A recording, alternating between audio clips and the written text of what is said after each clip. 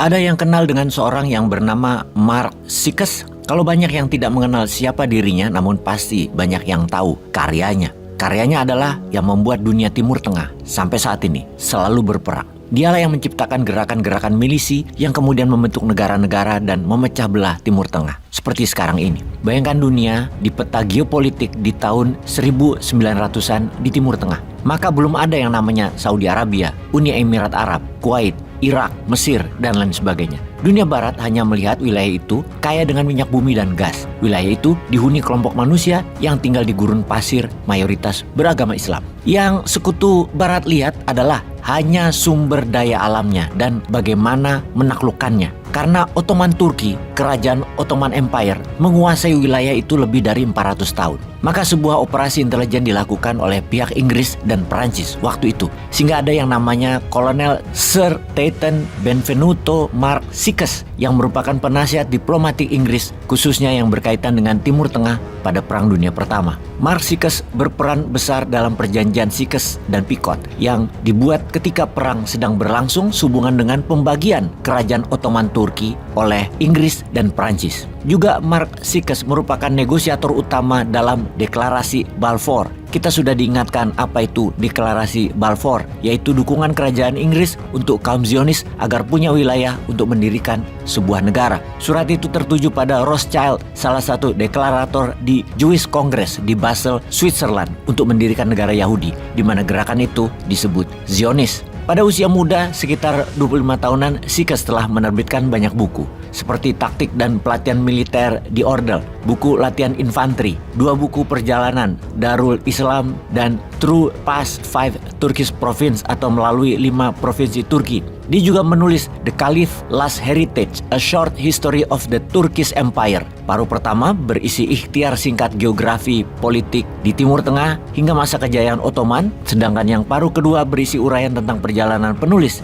di Asia Kecil dan Timur Tengah. Buku terakhir inilah yang menjadikan dunia mengetahui apa dan siapa Mark Sykes yang tugasnya sebagai agen rahasia atau intelijen yang hanya satu, yaitu merubuhkan Ottoman Empire atau merobohkan kerajaan Ottoman Turki. Bagaimana Sykes bisa merobohkan kerajaan Ottoman yang sangat kuat waktu itu? Yang dilakukannya adalah dengan membangun banyak milisi di setiap daerah di Timur Tengah. Di Yaman, di Sudan, di Mesir, di Kuwait, di Uni Emirat Arab, di Oman. Yang mana milisi itu biasanya diambil dari para kabilah, para pemimpin adat lokal. Kemudian dibangun rasa kedaerahannya, dilatih perang dan diberikan senjata. Di kemudian hari mereka menjadi raja-raja di wilayah negara-negara tersebut. Di kemudian hari semua jadi negara yang di awalnya mereka melawan kerajaan Turki. Mereka memerdekakan diri. Yang diinfiltrasikan oleh Mark Sykes adalah nasionalisme kedaerahan, di mana ketika mereka jadi negara, maka kekayaan alamnya akan dikelola oleh Inggris. Dan saat ini Amerika tentunya yang menyalip Inggris. Selain membangun milisi atau kekuatan pemisah agar hegemoni Ottoman digerogoti dari dalam wilayahnya sendiri, Mark Sykes juga merancang bendera negara-negara yang dibangun pergerakannya untuk berperang melawan kerajaan Ottoman. Saking tidak kreatifnya, bendera tersebut hanya bermain di 4 warna, yaitu warna hitam, putih, merah, dan hijau. Perhatikan bendera negara Irak, Sudan, Syria, Uni Emirat Arab, Mesir, Yaman, Jordan, Palestina, Kuwait, semua warnanya sama, yang itu dibolak-balik aja warna itu.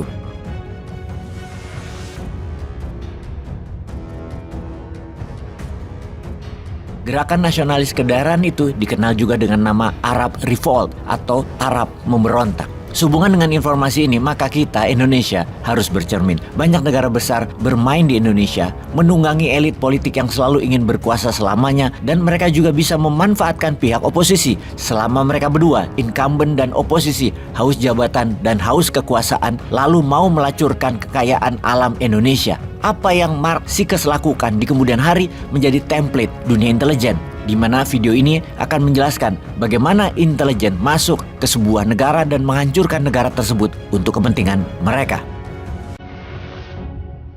bukan menjadi rahasia lagi kalau CIA, lembaga intelijen Amerika, sering menggulingkan sebuah pemerintahan yang sah. Ada 5 hal yang mereka lakukan dan sampai sekarang mereka masih tetap melakukannya. Yang pertama yang dilakukan adalah, dan ini adalah paling sering, yaitu membiayai oposisi. Cara ini adalah cara yang paling aman dan metode paling murah dari CIA. Bisa hanya memodali memberi uang kelompok oposisi atau memodali mereka yang akan melakukan kudeta. Iran di tahun 53, Vietnam di tahun 63, Brazil, Guatemala, salah satu operasi intelijen dengan model ini yang dilakukan oleh Amerika. Cara nomor 2 yang paling sering dilakukan adalah dengan assassination atau pembunuhan. Membunuh pemimpin lalu menggantikan dengan pemimpin yang pro-Amerika. Misalnya Patrice Lumumba di Kongo dan banyak lagi pemimpin-pemimpin berbagai negara yang tidak jelas kematiannya tapi didesain oleh Amerika agar digantikan dengan pemimpin yang pro-Amerika. Lalu, cara ketiga yang paling sering dilakukan oleh CIA adalah melumpuhkan ekonomi atau dalam bahasa akademinya adalah economic assassination. Perang tarif dengan Cina, embargo perdagangan, dengan cepat akan merubuhkan sebuah negara seperti Kuba sampai sekarang di embargo. Kemudian Chile di tahun 70-an ketika Allende yang melakukan nasionalisasi atas aset-aset Amerika membuat Presiden Nixon memerintahkan CIA dengan kalimat "Make Chileans Scream" atau membuat bangsa Chile menjerit. Yang terakhir, Pinochet mengkudeta Allende. 2 hal itu dilakukan di sana. Tekanan secara ekonomi lalu mendukung kudeta oposisi. Lalu saat ini misalnya serangan mata uang lira di Turki yang menjatuhkan 40% nilai Turki dalam setahun terakhir dan membuat banyak investasi keluar dari Turki. Kemudian juga Venezuela diserang dengan economic hitman sehingga inflasinya lebih dari 1000%. Indonesia di tahun 1997 adalah bagian dari economic assassination untuk merubuhkan rezim Soeharto. Kemudian saat ini yang paling sering dipakai adalah nomor 4, yaitu pengambil alihan kendali atas media. CIA akan membeli koran, membeli TV, membeli radio untuk merubah opini publik dan melakukan kampanye anti penguasa yang anti Amerika. Di Italia, CIA pernah membeli koran Rome Daily American agar Italia tidak jatuh ke tangan komunis. Namun sekarang petinggi CIA pernah berkata lebih gampang membeli wartawan dan redakturnya daripada membeli koran atau media. Karena itu, banyak sekali sekarang foreign jurnalis yang dibayar oleh CIA dan di media warfare ini kuncinya adalah kendali informasi, di mana sekarang meluas ke internet dan medsos dengan analitik strateginya. Terakhir adalah membangun kepanikan atau menciptakan chaos, menciptakan ketegangan sosial. Seringnya ada demo atau street protest, itu adalah bagian menciptakan kekacauan atau chaos. Turun ke jalan berdemo adalah CIA style sekali. Coba lihat, coba ingat-ingat di Indonesia yang sedikit-sedikit turun ke jalan, belakangnya pasti siapa? Kita bahas detailnya di chapter yang lain. Dan pastikan mereka yang turun ke jalan itu tidak tahu apa motif asli demo tadi. Itu adalah kunci sukses demo. Misalnya tokoh Iran Muhammad Mossadegh yang menasionalisasi aset minyak Inggris di tahun 53, digalanglah demo besar-besaran sampai terguling. Dan kemudian boneka Amerika, Shah Iran dijadikan monarki lagi. Juga demo panjang Hong Kong saat ini. Demo besar misalnya kemarin di Malaysia untuk menggulingkan Najib yang pro Cina beberapa tahun yang lalu. Ini semua adalah sedikit informasi tentang organisasi rahasia dan bagaimana operasinya. Dan masih banyak lagi yang sebenarnya kita tidak tahu. Jadi ke depan ada baiknya Indonesia hati-hati. Kita harus punya strategi berlapis dan bermain cantik. Baru nanti kita salib mereka semua di tikungan. Barulah Indonesia bisa jadi negara besar.